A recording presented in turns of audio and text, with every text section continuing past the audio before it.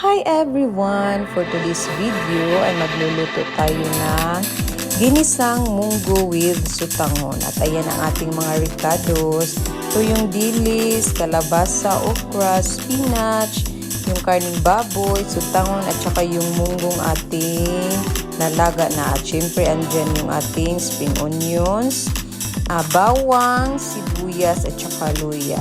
Then, magpainit lang tayo ng mantika sa ating pan. Then, suti tayo ng luya, sibuyas at saka bawang.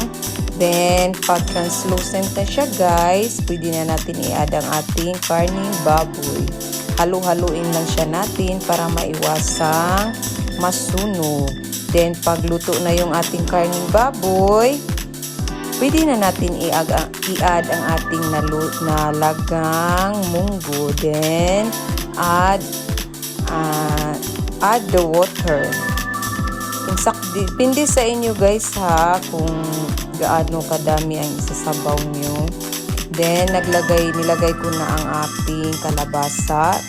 Then, mabilis lang ang kalabasa. Pag kumulo na siya, dinagdag ko na ang ating sutanghon. 3 piraso ang nilagay ko guys. At saka guys, yung sutanghon, mabilis siyang mag-absorb ng liquid guys. Kaya depende na sa inyo kung dagdagan nyo ng sabaw.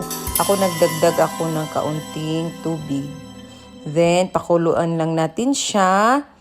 Then, dinagdag ko na ang tuyong dilis. Then, haluin lang siya natin guys at saka dinagdag ko na ang okra.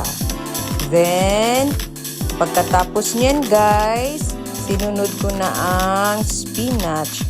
Pwede din malunggay guys. Masarap ang malunggay. Kaso wala kaming malunggay.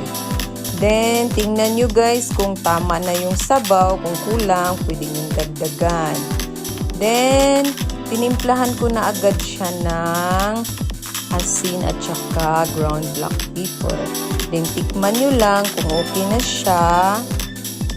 Kung okay na, pwede nyo nang idagdag ang spring onions. Pag kulang, dagdagan nyo lang.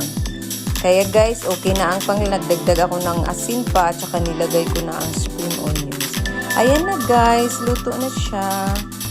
Thank you for watching. Please like and subscribe my YouTube channel. Bye-bye. God bless everyone. Thank you for watching.